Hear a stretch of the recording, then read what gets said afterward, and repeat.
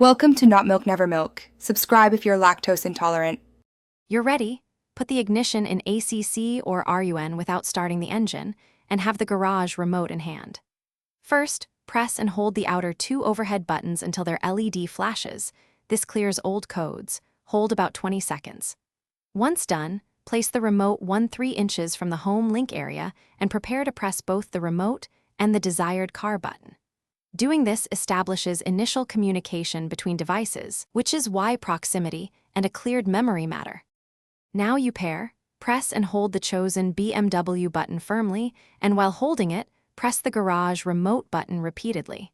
You'll see the car's LED change. Slow blinking, then rapid or steady indicates the code copied. Make sure to keep pressure on the car button the whole time. Releasing too soon aborts the process. If the LED doesn't respond, move the remote closer and repeat for up to 15 seconds, because signal strength and timing are key to successful capture. Finish by syncing to the garage opener. Press the wall unit's Learn or Program button. You'll generally have about 30 seconds afterward. Within that window, press the programmed BMW button twice to transmit the captured code to the opener. You should hear the opener acknowledge or cycle. Test by pressing once to open and again to close.